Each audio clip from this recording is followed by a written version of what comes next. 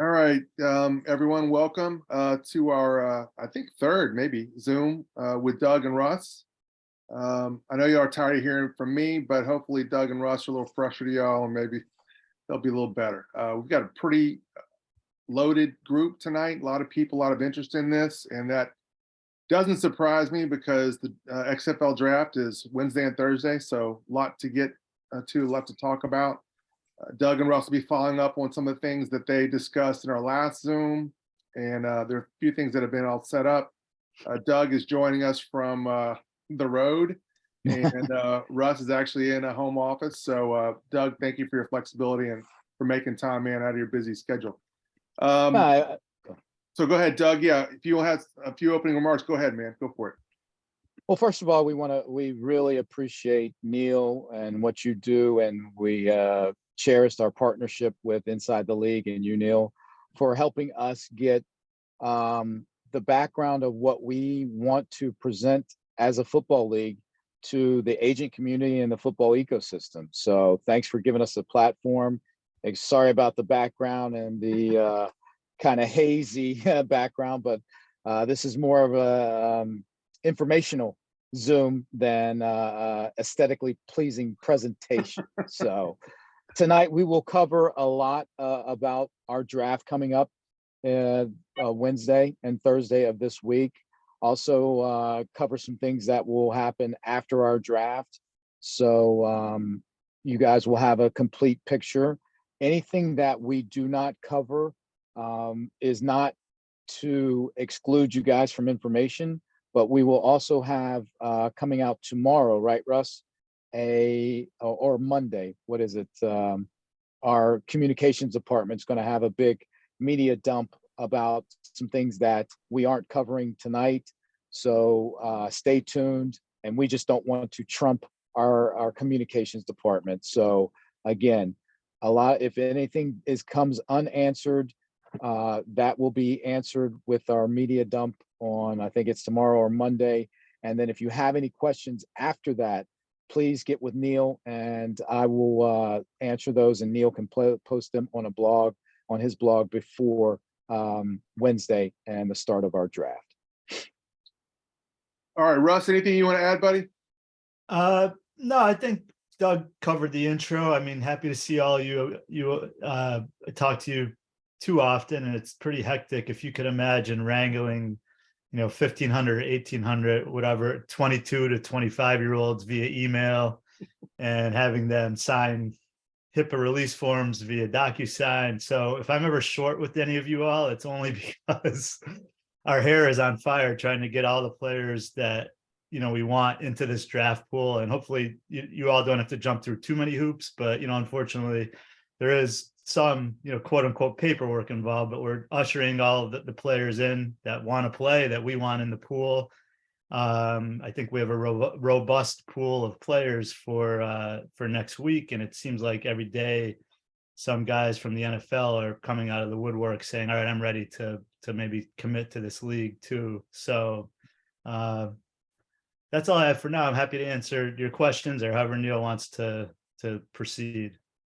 Okay, well, we're just going to go through these questions that I posted in the blog, y'all. If there are questions y'all have afterwards, and I don't want to keep Doug and Russ too long, but if there are questions afterward, put them in the chat box. I think that's the best way to do this, just so I don't wreck your question and we get them in kind of in a timely fashion. I want to start off by talking about the draft pool, which is probably the question I get most. Let's start off with what percentage of the draft pool is going to be 22 draft class, which is going to be 21? I mean, is it a relatively recent draft pool, or is it kind of crosses, go through the spectrum? And I'll pose that to either one of y'all that want to answer that, guys. Yeah, I just ran some of the numbers. You're going to make me do math here, but if the draft pool, let's say it's about 1,700, give or take, and it goes up or down every day, depending on if a guy signs in the NFL or gets into the pool. But let's say it's 1,700, 725 approximately are 2022.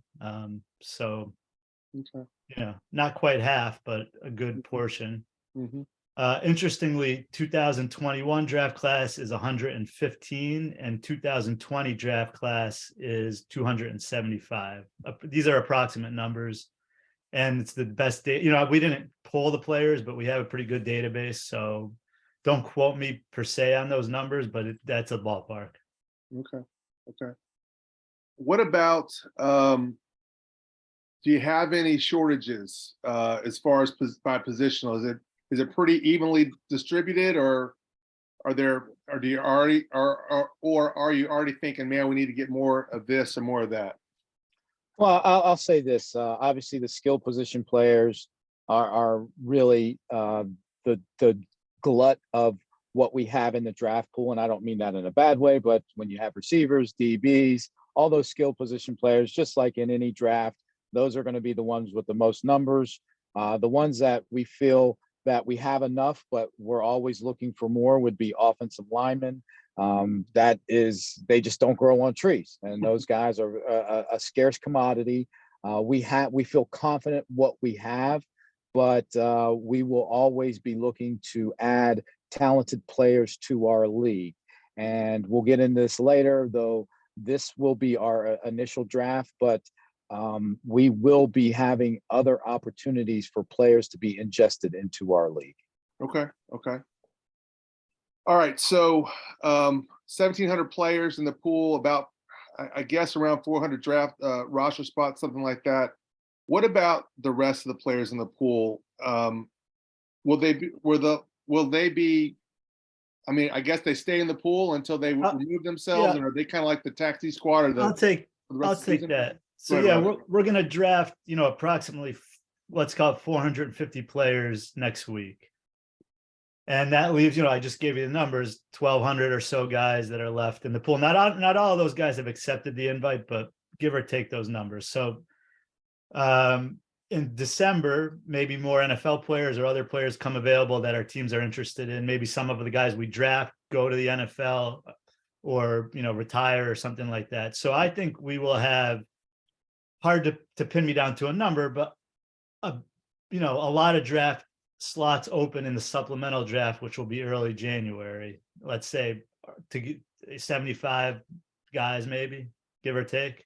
Mm-hmm. And that would be anybody. So to answer your question, that's anybody who was not drafted in November, that's already in the pool, took care of all the, you know, accepted the invite, did the HIPAA release for the medical history. Any you know, NFL player who got cut from a practice squad or just hadn't committed to this draft, and any other player whose contract expires would be expired in early January, would be in the supplemental draft. Okay.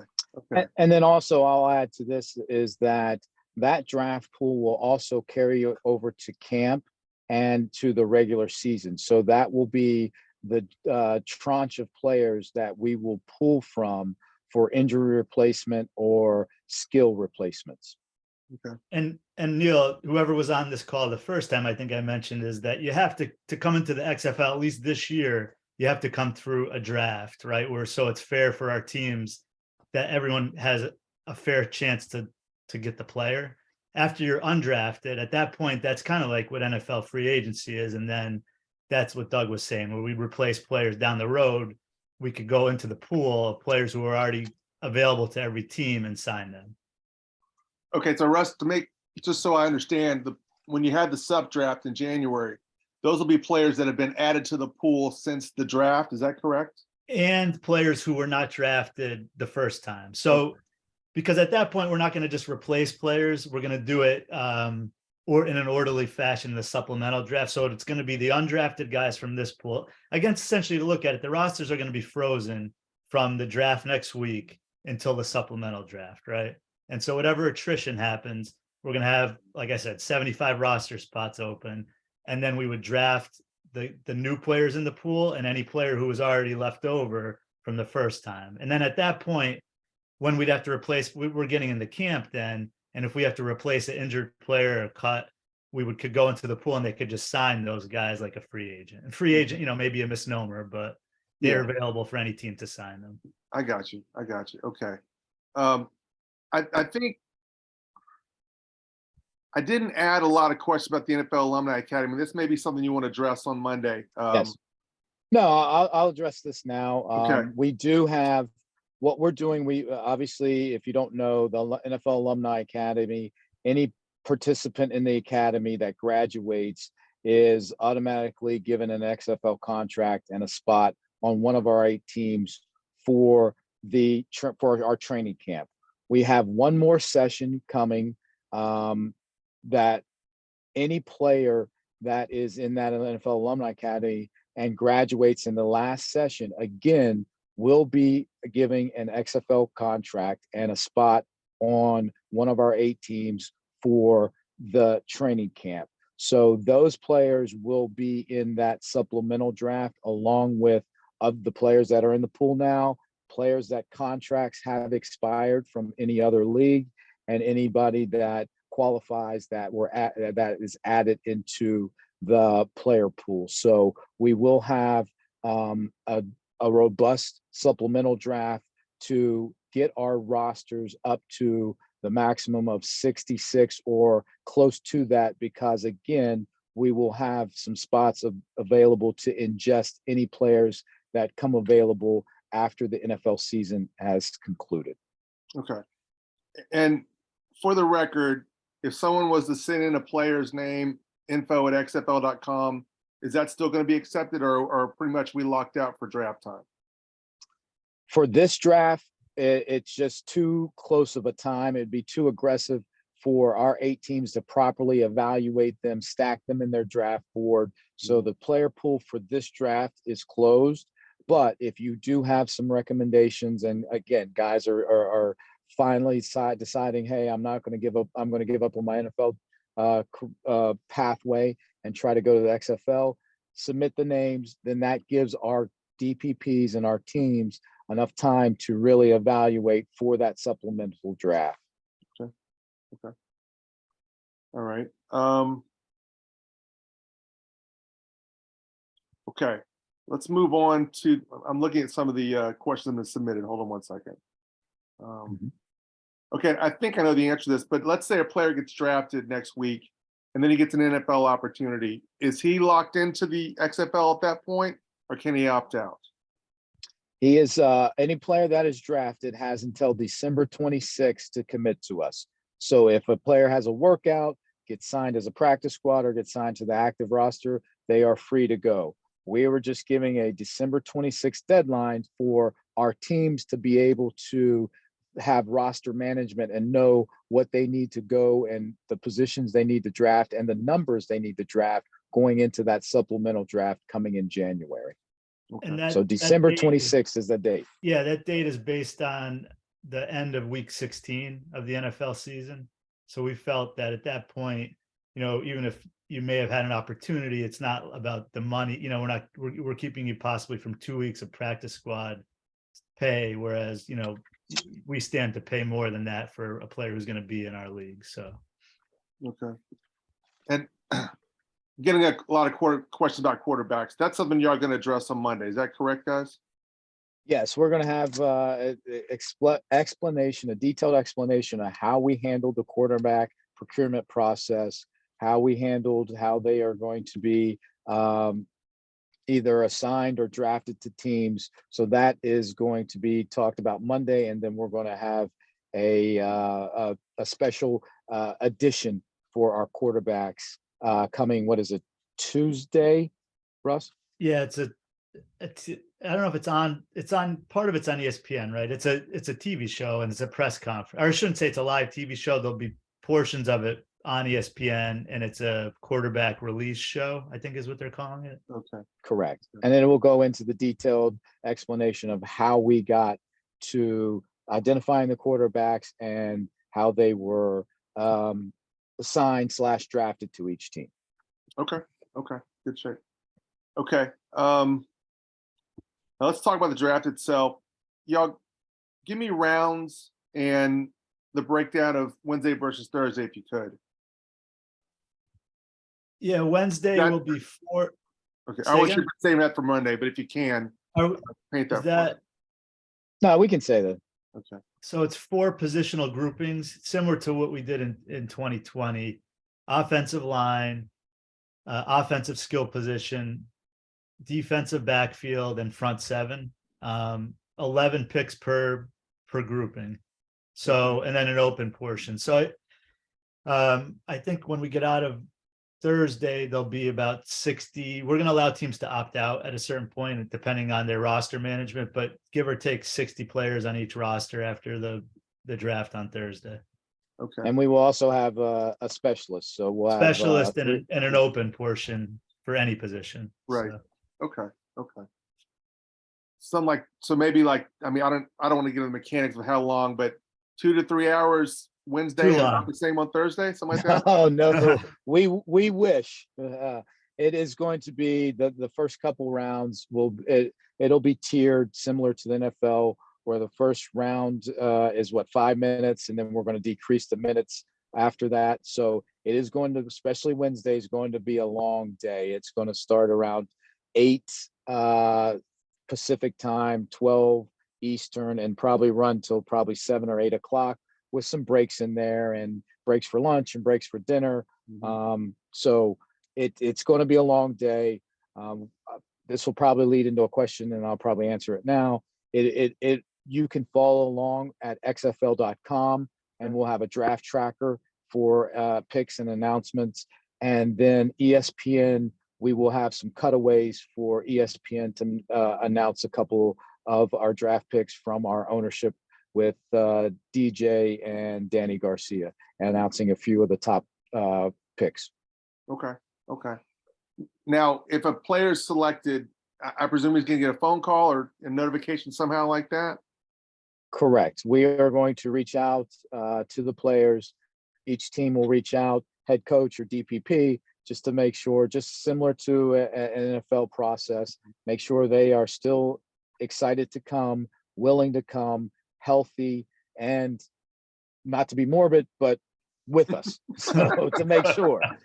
I don't mean that in a joking way, but we really have to make sure of that. So, hey, we got a member of Congress elected yesterday that yes, so exactly. Can never be too sure. You can never be too sure. All right. Okay, let's talk about the league. How much can y'all talk about the contract structure? I know in the last Zoom that was still something y'all were kind of working on.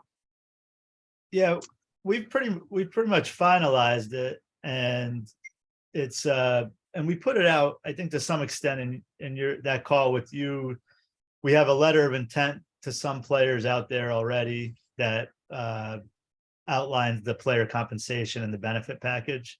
But essentially it's $5,000 per game for players on the active roster, $1,000 per win for players on the active roster and the practice squad, $1,500 a week for players on the practice squad, $800 a week for training camp, and we valued that at a $59,000 contract if you're on the active roster the entire season and you win half your games, and playoff bonuses that are, I don't have them, we have them, I don't have it on top of my head, but the championship team will get, I think it's $11,500 to win the championship, and to win the semifinal it's something like 8,000. So and then also we will benefits are covered by the XFL. If you choose housing that is covered by the XFL, you will have a roommate, and then all meals will be covered by the XFL on days that are not off days. Okay. Okay. Now, one question, I think it's a valid one. If a player is participating in session 4 of the Alumni Academy, which is still hasn't taken place yet, are they in this draft pool or will they be in the supplemental one? They will be in the supplemental draft pool. Okay. Because of the timing. We decided to not rush this and give our teams ample time to evaluate these players. So these players will be pushed into the supplemental draft pool. Obviously, they will have a spot on one of our 8 teams, but that's when their names will be called. And that's session 3, right, Doug? Session 3 and 4. We're combining 3 and 4. 3 and 4. Yeah. Okay. Yeah. Okay. All right. And then, so when a player is drafted, I guess he'll be tendered a contract then, is that right? We're still working through the mechanics of that. We have engaged with the players through Teamworks. That's, if you're familiar with, the sports communication, college athletics and pro. So we had them sign HIPAA forms through DocuSign and Teamworks. So they all have a Teamworks account, and we will be getting them, whether it's a letter of intent. And anything, I should say this first, anything that we send to the players will be sent to their reps, and they have all listed their representatives when they accepted the draft invite. So any of that documentation will be sent to you all first for review, and to the player possibly electronically, with the contract to follow at training camp when they take their physicals. But we will have weekly communication with the athletes to let them know. We'll have some questionnaires about equipment size that will go out 1 week. Another week we'll asking about, are you choosing XFL housing? Are you driving to camp? How are you getting to camp? So every week we will have a communication just to keep them engaged and let them know that they are a part of the XFL, and we're excited for them to be a part of the XFL, and for them to have information and try to answer as many questions as possible and leave no doubt out there. Okay. Okay. And just for the record, I think I already know the answer to this, but agents can't attend the draft. There won't be that kind of there's not gonna be like bleachers or anything like that, right? Yeah, we're limited with space. It will be at the UFC Apex, and it's going to be a unique setup because the octagon, obviously 8 sides. Each side will be manned by one of our 8 teams, but because of the lack of space, and this is being our first year, we kind of wanted to limit everything. Hopefully next year we keep growing and growing, and it's a spectacle that can at least rival or at least get in close to the NFL, but we're far away from there. We want to crawl before we walk, before we run. Everybody loves to watch a draft, man. It's an addiction. Okay. All right, let's talk a little bit more about the league. I think this is not off base until Monday, but how does I know the NFL, I know that all teams are going to do their own evaluation of essentially, basically you've tranched out, here the players are in the pool, get after it, and then they all kind of make their own decisions on which players they like best. Is that a good general? No, I would say it was a collaborative effort, starting with, rookie mini camps in the NFL last year, where we started, diving into who was at those rookie mini camps and didn't sign as the first, tranche of players that we really looked at. And then each of these 8 personnel directors and the coaches have their connections in the football world, and they're getting recommendations to look at guys. We have a great video team at the league. So our coaches and personnel directors have had access to good pro and college video for months. And so they've recommended players for the pool, each of the teams. And, I administer that, our department from the league office, but it's the teams who are choosing these guys that they want to get into the pool. And then, the administrative work of sending the player, getting them officially in the pool, but the teams chose the players. And then we had the showcases and NFL training camps and all the places where we looked at players in person. Go ahead, Doug. Yeah. No, I just wanted to stress what Russ is saying, that everybody in the pool is recommended from our teams, from our DPPs and our coaches. We at the league are just making sure everything is competitively balanced with our policies and procedures. But we wanted to leave it up to the teams because those are the people that will be drafting these players. So we wanted to hear from them. It is not anybody that sends messages to us, can we get in the pool? It's not us at the league office, because again, we are not drafting. It comes through the teams, and we are valuing what they place of importance and the guys that they want to recommend. Mm-hmm. I got you. Okay. Now, I think y'all have already addressed this, but in case you haven't, practice squads, taxi squads, that kind of stuff. Are teams going to have those, or will they have their own kind of short list, for pro purposes or whatever? How will injury replacements be handled and what have you? So what we'll do is we'll have 50 players that come out of camp for our active roster. The way we are looking at it, we're going to call it a 5-man practice squad, but the way it really, if you think about it in NFL terms, you're going to have 45 active every week, but 5 inactive. And that 5 inactive, they can move up and down. It just depends on the week and what's happening injury-wise and everything like that. Now, injury replacements are going to come through the draft pool that is left over to anybody that didn't get picked up there. But also we will have periodic workouts for players to increase the draft pool and increase our options in our tranche of players that we can pull from for injury replacement. Also, with our partnership with the IFL, any player that has an IFL contract and is either, if once their season starts in March at training camp, we will be able to sign an IFL player that is under contract or even in camp or during the season an IFL with an IFL team to come to the XFL and be a part of the XFL for that rest of the season as an injury replacement or a skill replacement. Okay. And I presume the schedule for those workouts that you'll have is kind of still TBA, more or less, because they'll be in season workouts, right? They'll be in season right now, tentatively, and I stress tentatively, we are thinking about at least once every 2 weeks in Arlington having a workout, and that those players will be identified from our teams to say, hey, we want to get an extra look at these players.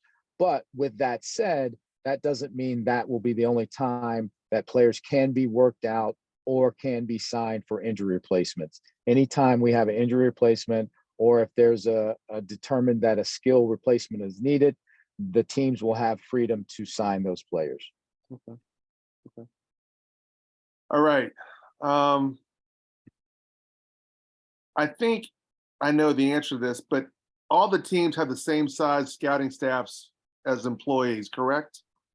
Yeah, and it's a scouting staff of one. So they have a DPP, but what we've considered their scouting staff is their coaching staff. Every staff is manned with a head coach and 10 assistants. So those coaches have been intermittently involved in the scouting process and helping the DPP build the board and set the board for the draft and for injury replacements after. Okay. And I think you've probably given this as well, but camp will start when, and will there be preseason games? So we will have the players arrive January 8th. They will have a week of acclimation. And with that acclimation, it'll be strength and conditioning and performance, maybe a few walkthroughs, but a lot of the onboarding process of filling out paperwork, doing a lot of stuff for our communications and marketing department and our media department.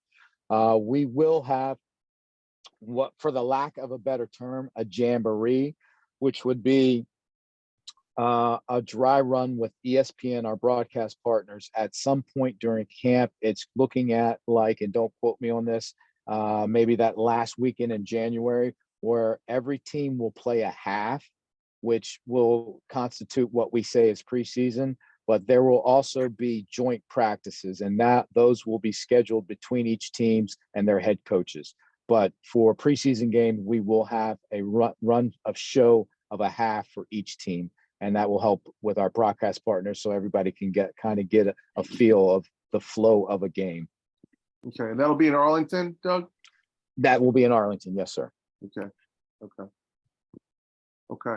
All right, guys, I'm wrapping up my questions. So if you've got anything, please get it in the chat box. I want to try to get all this in front of Doug and Russ before we dismiss. Okay,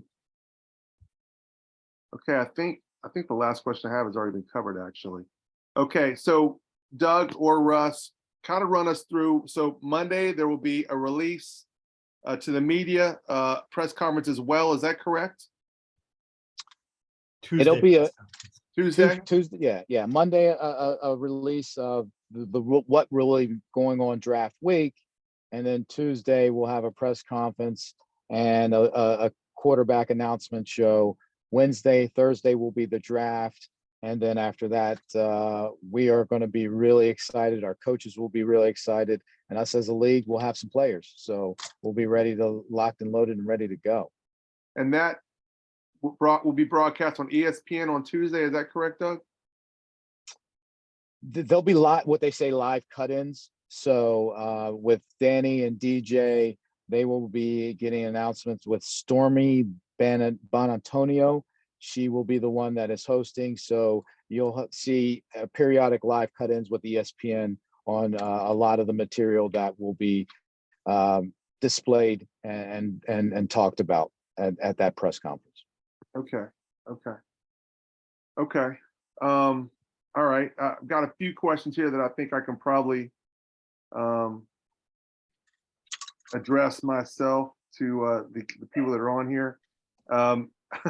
I got to ask, because I've gotten this question multiple times, is there any way that players can be lobbied for with the DPPs of the teams? I mean, I guess that's up to the DPPs themselves, but agents are going to agent, I guess. They want to know.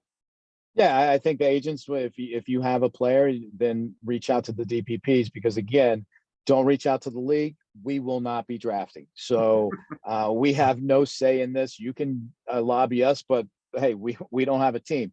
I would reach out to the DPP or any coach that you have a relationship with and try to get them to evaluate your player. But ultimately, what it comes down to, agents, is your player skill set and how that team values that skill set for the system they run.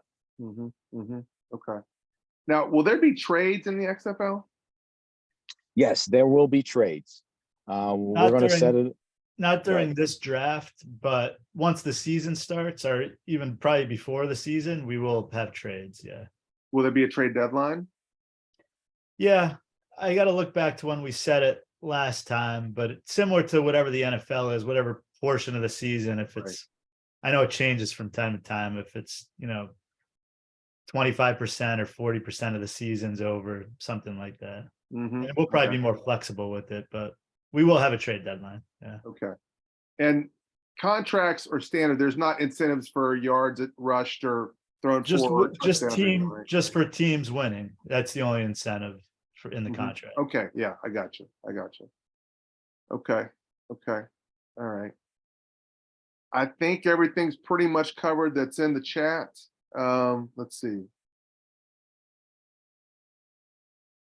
I'm just gonna read this question. You mentioned during the July Zoom the possibility of informal mini camps for skilled players in December. Is that out of the window? Is that out the window now, or still on the table?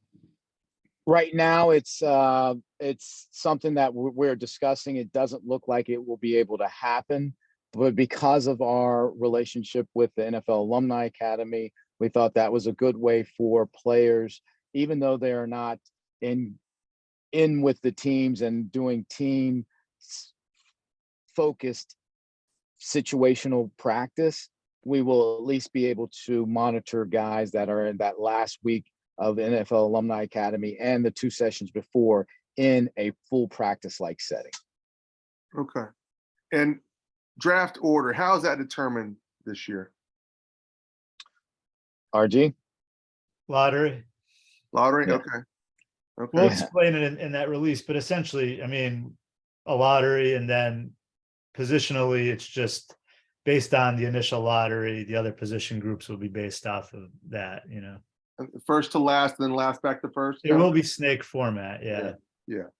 Okay. That's kind of what I figured. Okay. Okay. I've got a couple more questions that I think are a little more particular regarding representation, that kind of thing. But I think that's everything. I think we've covered everything. Is there anything else y'all want to add, guys, before we get off here? Doug or Russ?